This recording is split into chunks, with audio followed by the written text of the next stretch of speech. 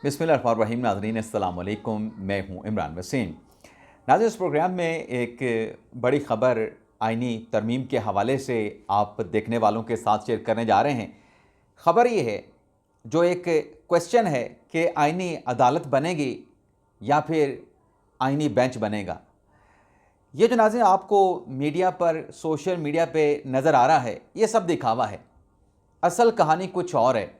वो एक मिसाल दी जाती है कि हाथी के दांत दिखाने के और चबाने के और। ये मिसाल मौजूदा सूरत हाल में जो आइनी तरमीम का मामला है उस पर बड़ी सादिक आती है। अब पसे पर्दा क्या चल रहा है, मामला क्या है, ये सारी डिटेल इस बड़ी ख़बर से जो जुड़ी तफसीलात हैं वो आप नाज़रीन के साथ हम शेयर करने जा रहे हैं। दूसरा, फवाद चौधरी ने क्या कहा है वो भी आपको बताएंगे।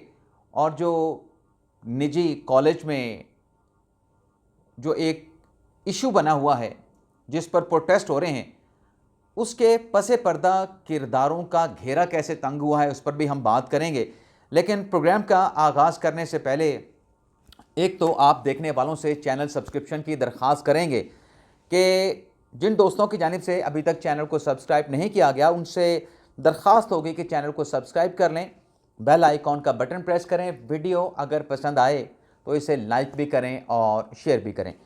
तो पहली खबर नाज़रीन, चूँकि सुप्रीम कोर्ट के हवाले से ये जुडिशल रिफॉर्म होना है, कॉन्स्टिट्यूशनल पैकेज लाया जा रहा था, सुप्रीम कोर्ट से जुड़ी एक अहम खबर है।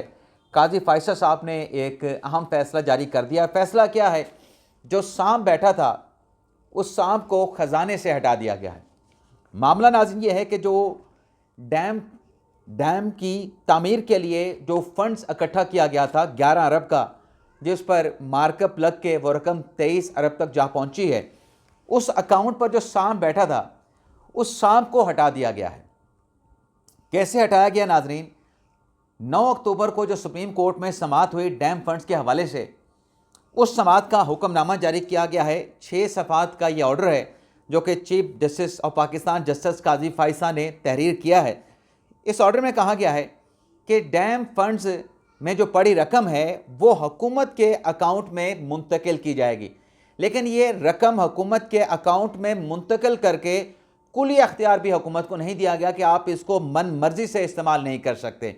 अदालती फैसले में कहा गया है कि सुप्रीम कोर्ट से ये रकम जब मुंतकिल होगी तो वो अकाउंट तो सुप्रीम कोर्ट का बंद कर दिया जाए, लेकिन हुकूमती अकाउंट में ये जो रकम मुंतकिल होनी है उसके लिए ज़ैली अकाउंट खुलाया जाएगा।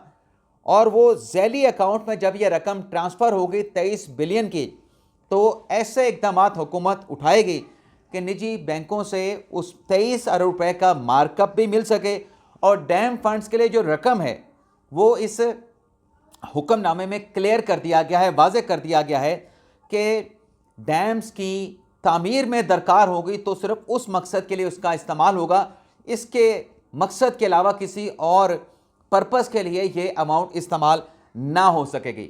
यानी रकम हुकूमत को भी दे दी, लेकिन हुकूमत का रोल उसमें लिमिट कर दिया गया कि ये नहीं कि पैसा आप उधर से निकाल के अपने किसी और आप मद में हेड में इस्तेमाल कर लें, ये डैम की कंस्ट्रक्शन के लिए सिर्फ इस्तेमाल होगा। तो एक तो नाज़रीन ये फैसला आया है। अब आ जाते हैं नाज़रीन, जो आईनी तरमीम के हवाले से खबरें चल रही हैं कि तमाम सियासी जमातें, बड़ी सियासी जमातें, इत्तेहादी सियासी जमातें, पीपल्स पार्टी और मुस्लिम लीग नवाज़ जो हैं वो आईनी अदालत से पीछे हट गई हैं और अब बनेगा आईनी बेंच बनेगा। बेस जो नाज़रीन थी इस कॉन्स्टिट्यूशन अमेंडमेंट की वो ये थी कि कॉन्स्टिट्यूशनल कोर्ट बनाई जाए ताकि जो मुकदमा का बर्डन सुप्रीम कोर्ट पे बढ़ रहा है वो कम हो। आईनी अदालत कॉन्स्टिट्यूशनल मैटर्स को सुने और सुप्रीम कोर्ट जो साइलिन के मुकदमात हैं वो मुकदमात सुने। अब नाज़रीन जो अंदरूनी कहानी सामने आ रही है, पहले तो ये अंदरूनी कहानी आपके साथ शेयर कर लेते हैं। नाज़रीन जो मौलाना साहब का मुसवदा है उसमें कॉन्स्टिट्यूशनल बेंच भी है और उसमें चीफ जस्टिस की तैनाती का जो मौजूदा तरीक़ाकार है उसको बरकरार रखा गया है।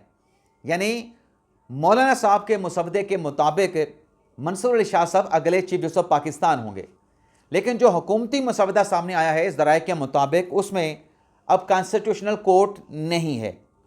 लेकिन आज ये सारी मुकम्मल बात नहीं है, क्योंकि अगर आप ये देखें कि सिर्फ इसी नुक्ते पे आईनी तरमीम होनी है کہ کانسٹیٹیوشنل بینچ بنے گا اور چیف جسٹس کی تقرری کا موجودہ طریقہ کار بھی انٹیکٹ یعنی بحال رہے گا، تو پھر تو اس ترمیم کا کوئی فائدہ نہیں۔ یہ تو پھر وہ جب ماضی میں 18ویں ترمیم حکومت نے پارلیمنٹ نے پاس کی تھی، اس کے بعد 19ویں ترمیم آ گئی تھی، تو یہ اگر ان پیرامیٹرز پہ حکومت ترمیم کرتی ہے کہ کانسٹیٹیوشنل بینچ ہو اور چیف جسٹس کی تعیناتی کا موجودہ جو مروجہ طریقہ کار ہے وہ موجود رہے، تو پھر تو اس سے بہتر ہے کہ حکومت گھر چلی جائے اور آئینی ترمیم یہ نہ کی جائے۔ لیکن ناظرین، جو میں نے آپ کو بتایا جیسے کہ تھم نیل پہ کہ ہاتھی کے دانت دکھانے کے کچھ اور ہیں اور چبانے کے کچھ اور ہیں، جو ڈیٹیل سامنے آ رہی ہیں وہ ڈیٹیل ناظرین کچھ اور ہیں۔ آپ کو وہ ڈیٹیل بتا دیتے ہیں، زیادہ آپ کو انتظار نہیں کرائیں گے۔ ذرائع سے ناظرین یہ خبر سامنے آئی ہے کہ حکمران اتحاد کی مولانا فضل الرحمان کے ساتھ کانسٹیٹیوشنل امینڈمنٹ پہ جو مشاورت ہے وہ مکمل ہے۔ مولانا فضل الرحمان صاحب اب اپنی پارلیمانی پارٹی سے مشاورت کریں گے۔ جب آپ یہ ولاگ دیکھ رہے ہوں گے تو مولانا صاحب کی اپنی پارلیمانی پارٹی سے وہ مشاورت کر رہے ہوں گے۔ اس کے بعد پھر مولانا صاحب کی تحریک انصاف کے ساتھ بھی میٹنگ ہونی ہے، مذاکرات ہونے ہیں۔ لیکن طے یہ پایا ہے ذرائع سے جو خبر سامنے آئی ہے کہ مولانا فضل الرحمان صاحب جو ہیں اپنے مسودے پہ تحریک انصاف کو اعتماد میں لیں گے، اور جو کانسٹیٹیوشنل بینچ بنے گا وہ 5 یا 9 رکنی آئینی بینچ کے قیام کی تجویز سامنے آئی ہے، اور صوبوں میں آئینی بینچ تشکیل دینے کی کوئی تجویز نہیں، یعنی ہائی کورٹ میں کانسٹیٹیوشنل بینچ دینے کی کوئی تجویز زیر غور نہیں ہے۔ اور اس میں یہ بتایا گیا ہے کہ جو کانسٹیٹیوشنل بینچ کا اختیار ہے، جو اصل خبر ہے جو ذرائع سے رپورٹ کیا گیا ہے کہ کانسٹیٹیوشنل بینچ کی تشکیل کا جو اختیار ہے وہ چیف جسٹس کا نہیں ہوگا۔ اچھا، تو کانسٹیٹیوشنل بینچ جو ہے وہ تشکیل دے گی جو جوڈیشل کمیشن ہے، جس میں پارلیمان کے ارکان بھی ہوں گے، اور اس بینچ کا جو سربراہ ہے وہ بھی جوڈیشل کمیشن ہی مقرر کرے گا۔ اور اس آئینی بینچ میں رد و بدل کا بھی چیف جسٹس کا کوئی سپریم کورٹ کے چیف جسٹس کا اختیار نہ ہوگا۔ اور اس میں یہ اطلاعات بھی آ رہی ہیں جو رپورٹ کیا گیا ہے کہ آئینی بینچ کے تقرر کی میعاد مقرر کی جائے گی کہ آئینی بینچ کتنے عرصے کے لیے ہوگا، اور وہ میعاد گزرنے کے بعد نیا کانسٹیٹیوشنل بینچ جو ہے وہ مقرر ہوگا، اور سو موٹو نوٹس کا سپریم کورٹ کا اختیار ختم کرنے کی ترمیم بھی اس میں شامل کی گئی ہے۔ اور اس جو چیزیں سامنے آئی اس میں یہ بھی کہا گیا ہے کہ سپریم کورٹ کے چیف جسٹس کا تقرر جو ہے 3 سینئر ترین ججز سے ہوگا، یعنی پینل جائے گا 3 ججز کا، اس میں سے چیف جسٹس کا اختیار ہوگا۔ جیسے ابھی قاضی فیصل صاحب 25 اکتوبر کو ریٹائر ہوں گے، تو اس سے پہلے حکومت یہ جو ڈیٹ آ رہی ہے کہ غالباً 19-20 اکتوبر کو یہ ترمیم پاس کروا لی جائے گی۔ اگر ایسے ہو جاتا ہے 19-20 اکتوبر تک ترمیم ہو جاتی ہے، تو پھر چیف جسٹس کے لیے 3 ججز کا پینل جائے گا، اس میں سے ایک نام جو ہے وہ اس کا انتخاب کیا جائے گا۔ مزید ناظرین اس میں یہ بتایا گیا ہے کہ چیف الیکشن کمیشن، یعنی جو چیف الیکشن کمشنر ہیں، اس کی تقرری کا طریقہ کار بھی کانسٹیٹیوشنل امینڈمنٹ میں تبدیل کرنے کی سفارش کی گئی ہے، اور وہ یہ ہوگا کہ اگر وزیر اعظم اور اپوزیشن لیڈر میں اتفاق نہیں ہوتا تو اس صورت میں چیف الیکشن کمیشن کا جو تقرر ہے وہ پارلیمانی کمیٹی کرے گی۔ 19ویں آئینی ترمیم کو مکمل طور پہ ختم کرنے کی تجویز ہے۔ آرٹیکل 63A میں ترمیم کے حوالے سے بھی سفارش سامنے آ رہی ہے، اور فلور کراسنگ پر جو ڈسکوالیفیکیشن ہے اس کو بھی ختم کرنے کی تجویز جو ہے وہ دے دی گئی ہے۔ یعنی جو کل مولانا صاحب کا سٹیٹمنٹ آیا، بلاول زرداری صاحب کا آیا، اسحاق ڈار صاحب کا آیا، تو جوڈیشل ریفارم کی حد تک تو اتفاق ہے۔ باقی جو چیزیں ہیں الیکشن کمیشن کے حوالے سے اور آرٹیکل 63A کے حوالے سے، اس پر فی الحال مشاورت کر کے معاملات کو طے کرنا ہے، فائنل ہونا باقی ہے۔ لیکن جو حکومتی رہنما ہے عرفان صدیقی صاحب، ان کا یہ کہنا ہے کہ جو آئینی ترمیم ہے وہ کل ایوان میں لے کر دی جائے گی، ٹیبل کر دی جائے گی۔ لیکن آدھی جیسا کہ میں نے تھم نیل پہ لکھا کہ ہاتھی کے دانت دکھانے کے اور چبانے کے اور تو کچھ اور بھی اطلاعات سامنے آ رہی ہیں۔ وہ ناظرین اطلاعات یہ ہیں کہ ابھی آپ کے سامنے ہے کہ مولانا فضل الرحمان صاحب کا بڑا لیڈنگ رول ہے۔ مولانا فضل الرحمان صاحب کے پیچھے پہلے تحریک انصاف چلتی رہی۔ وہ تحریک انصاف جو مولانا فضل الرحمان کے بارے میں کیا کیا کہا کرتے تھے، مطلب حد کر دی گئی تھی مولانا فضل الرحمان صاحب کے حوالے سے۔ مولانا صاحب نے پہلے تحریک انصاف کو پیچھے لگایا، یا تحریک انصاف مولانا فضل الرحمان کے پیچھے لگ گئی۔ اس کے بعد حکومت مولانا صاحب کے پیچھے پیچھے، مولانا صاحب آگے آگے. لیکن یہ ناظرین جو آپ دیکھ رہے ہیں یہ صرف دیکھنے کی حد تک ہے. اب بتانے والے یہ بتاتے ہیں کہ یہ سب کچھ حتمی نہیں ہے. لمحہ بلمحہ صورتحال تبدیل ہو رہی ہے. کل پارلیمانی کمیٹی کا دوبارہ سے اجلاس بھی ہے اور پس پردہ کہانی جو بتائی جا رہی ہے اس میں وزیر اعلیٰ بلوچستان کی بات کی جاتی ہے، اس میں گورنر خیبر پختونخوا کی بات کی جاتی ہے، اس میں وزیر مواصلات کی بات کی جاتی ہے، اس میں وزیر ہاؤسنگ کی بات کی جاتی ہے، اور بھی کچھ باتیں کی جا رہی ہیں. تو اب تک ناظرین جو صورتحال ہے وہ یہی ہے کہ بہت ساری چیزیں فائنل ہو چکی ہیں، اور جیسے حکومتی لوگ کہہ رہے ہیں کہ کل یہ چیزیں سامنے آ جائیں گی، مشترکہ مسودہ ہو جائے گا. 24 گھنٹے کا مولانا فضل الرحمان صاحب نے ٹائم بھی لے رکھا ہے. لیکن آج کچھ وائبز ایسی بھی آ رہی ہیں، کچھ وائبز ایسی بھی آ رہی ہیں کہ اگر یہ چیز تھرو نہ ہو سکی تو پھر دوسرا آپشن بھی ہے، دوسرا آپشن بھی ہے، اور وہ سرپرائز کر دینے والا آپشن ہے. وہ آپشن کیا ہے فی الحال آپ کے ساتھ اس کی ڈیٹیل شیئر نہیں کریں گے. لیکن آج کچھ یہاں پہ غلط تاثر بھی دینے کی کوشش کی گئی. اب دیکھیں نا، جسٹس منصور علی شاہ صاحب کے بارے میں جو کہا گیا کہ شاہ صاحب کے بارے میں غلط امپریشن حکومت لے رہی ہے، ادارے لے رہے ہیں، شاہ صاحب آئیں گے تو کوئی مہم جوئی نہیں کریں گے. جو عمران خان صاحب کہتے ہیں کہ شاہ صاحب کے آنے کے بعد، منصور علی شاہ صاحب کے آنے کے بعد 4 حلقے کھل جائیں گے، ایسا کچھ نہیں ہوگا، ایسا کچھ نہیں ہوگا. یہ کون کہہ رہے ہیں؟ جو پی ٹی آئی کا بیانیہ ٹو کرنے والے یوٹیوبرز ہیں، خاص طور پہ جو ایک خاص ادارے سے تعلق رکھتے ہیں، وابستہ ہیں، ان کی روزی روٹی اس ادارے کے ساتھ ہے. وہ یہ کہتے ہیں کہ شاہ صاحب کانسٹیٹیوشن کے مطابق الیکشن کا آڈٹ نہیں کروا سکتے، تو اس بات سے ڈرنا نہیں چاہیے اگر منصور علی شاہ صاحب جو ہیں چیف جسٹس کے طور پہ آ جاتے ہیں. میں ناظرین ان کی بات کے ساتھ ایگری کرتا ہوں، میں ان کی بات کے ساتھ ایگری کرتا ہوں. کیوں ایگری کرتا ہوں؟ کہ کانسٹیٹیوشن پوزیشن بھی رہی ہے. کانسٹیٹیوشن کے مطابق سپریم کورٹ کے پاس الیکشن آڈٹ کرنے کا کوئی اختیار نہیں ہے. لیکن جو میں تضاد کی بات کر رہا تھا کہ جو یہ بات کرتے ہیں کہ شاہ جی جو ہیں وہ مہم جوئی نہیں کریں گے، ان کی اپنی بات میں تضاد دیکھیں. یعنی ان کے اس آرگومنٹ سے یہ بلڈ ہوتا ہے کہ شاہ جی سسٹم کے خلاف نہیں جائیں گے، شاہ جی کانسٹیٹیوشن کے مطابق معاملات کو چلائیں گے.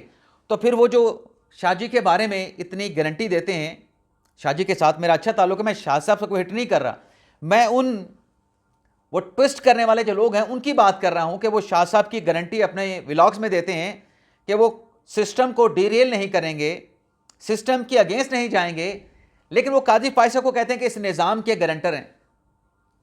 وہ بھائی قاضی فائصہ صاحب کو آپ گارنٹر کہتے ہیں، پھر شاہ جی کو بھی آپ جن الفاظ میں ان کی تعریف کر رہے ہوتے ہیں تو وہ ایک طریقے سے آپ بھی ان کو گارنٹر ہی کہہ رہے ہوتے ہیں. تو آپ کی کون سی بات کو مانا جائے؟ آپ کی تو اپنی ایک بات دوسری بات کے ساتھ میچ نہیں کرتے. اور پھر قاضی فائصہ کے بارے میں کہا گیا کہ وہ 3 سال کی توسیع چاہتے ہیں. پھر جب وہ بیانیہ بڑھ گیا، وہ ناکام ہو گیا، جھوٹا ثابت ہو گیا، پھر آپ نے کہا کہ کانسٹیٹیوشنل کورٹ کے وہ چیف جسٹس بننا چاہتے ہیں. تو کانسٹیٹیوشن کورٹ کے حوالے سے بھی قاضی فائصہ صاحب کا نام نہیں آ رہا، بلکہ کانسٹیٹیوشن کورٹ تو ابھی فی الحال آپ کو بنتی ہوئی نظر بھی نہیں آ رہی. جو آج کی خبریں جو میں نے آپ کے ساتھ اطلاعات جو رپورٹ کی ہیں وہ شیئر کی ہیں، اس میں کانسٹیٹیوشن کورٹ بھی نہیں ہے. تو وہ ان کو پہچانیں، ان لوگوں کو پہچانیں. اس آئینی ترمیم کے معاملے پہ جو ناظرین ایم کیو ایم کی تجاویز تھیں وہ بھی آپ کو بتاتے چلیں کہ اسے فی الحال مسترد کر دیا گیا ہے. لیکن مشاورت کے ساتھ ایم کیو ایم کے ساتھ بات کر کے قائل کیا گیا ایم کیو ایم کو، پیپلز پارٹی کی طرف سے، نون لیگ کی طرف سے، کہ 27ویں جو آئینی ترمیم ہوگی اس میں ایم کیو ایم کے جو بلدیاتی انتخابات کے حوالے سے، لوکل گورنمنٹ کے سسٹم کے حوالے سے جو تجاویز ہیں اسے 27ویں آئینی ترمیم میں شامل کیا جائے گا. اور ایم کیو ایم نے اس پہ رنزہ بندی بھی ظاہر کر دی ہے. اس کے ساتھ ساتھ ناظرین آ جاتے ہیں جو اگلی ہماری خبر ہے، جو لاہور میں نجی کالج کے ایک واقعے کو جواز بنا کے جو ہنگامے کیے گئے، جو رائٹس ہوئے، وہ آپ کے سامنے ہیں. اب ناظرین وہ سلسلہ ہم نے آج راولپنڈی میں بھی دیکھا ہے. یعنی راولپنڈی میں بھی طلباء نکلے ہیں ایک نجی کالج کے، وہاں پہ جا کے توڑ پھوڑ کی ہے، کالج کی عمارت کو نقصان پہنچایا ہے، 7 قریبی عمارتوں کو نقصان پہنچایا ہے، پتھراؤ کیا گیا ہے، اور کچھ ایسے مناظر اسلام آباد میں بھی دیکھنے کو ملے ہیں. ابھی جو ناظرین سب کچھ چل رہا ہے، ویسے تو آپ دیکھیں کہ یہاں پر تو آپ کو جو متاثرہ فریق ہے وہ ابھی تک سامنے نہیں آیا. کہ کس کے ساتھ زیادتی ہوئی ہے، اور قانون اور آئین کی بات کریں، جب تک متاثرہ شخص سامنے آ کے خود قانونی کارروائی کا مطالبہ نہ کرے، آپ پھر کس کے لیے پروٹیسٹ کر رہے ہیں؟ اگر تو یہ ہونا کہ ایک متاثرہ فریق سامنے ہے اور وہ آ کے میڈیا پہ کہتا ہے کہ میرے ساتھ یہ سب کچھ ہوا ہے لیکن مجھے انصاف نہیں مل رہا، تو پھر تو آپ پروٹیسٹ کریں کہ اس کو انصاف ریاست کیوں نہیں دے رہی۔ جب کوئی ہے نہیں اور جس کے ساتھ، جس فیملی کے ساتھ یہ معاملہ جوڑا جا رہا ہے، وہ منت سماجت کر رہی ہے کہ خدا کا واسطہ ہے کہ ہمیں اس کیس میں نہ گھسیٹا جائے، ہمارا کوئی ایشو نہیں ہے، ہمارے ساتھ ایسا کوئی افسوسناک انسیڈنٹ نہیں ہوا ہے، کیوں ہمارا نام آپ استعمال کر رہے ہیں، ہماری فیملی کو کیوں بدنام کر رہے ہیں، تو پھر یہ سب کچھ کیوں ہو رہا ہے؟ اب یہ جو شرف پسندی پھیلائی جا رہی ہے، آج جو راولپنڈی میں ہوا، اس میں ناظرین جو رپورٹس آ رہی ہیں کہ راولپنڈی میں ہونے والے ہنگاموں میں، احتجاج میں غیر طلبہ عناصر بھی شامل تھے، وکلا بھی شامل تھے، کچھ فوٹیجز آئی ہیں اور بتایا جا رہا ہے کہ مذموم مقاصد کے لیے یہ سب کچھ کیا گیا ہے۔ اب اس پہ ناظرین گھیرا تنگ ہوا ہے، راولپنڈی پولیس نے کوئی کتنے لوگوں کو گرفتار کر لیا جی؟ 250 لوگوں کو گرفتار کر لیا، اور مزید ویڈیو کے ذریعے شناخت کی جا رہی ہے۔ نہ صرف راولپنڈی پولیس نے ایکشن لیا ہے بلکہ اس کے ساتھ ساتھ ایف آئی اے کی جانب سے 36 افراد کے خلاف جن کے سوشل میڈیا اکاؤنٹ سے یہ پروپوگیٹ کیا گیا، پروپوگنڈا کیا گیا، مہم چلائی گئی، ان اکاؤنٹ ہولڈرز کے خلاف بھی، ڈس انفارمیشن پھیلانے والوں کے خلاف بھی مقدمہ درج کر لیا گیا ہے۔ ایک وکیل صاحب غالباً گرفتار بھی ہو چکے ہیں۔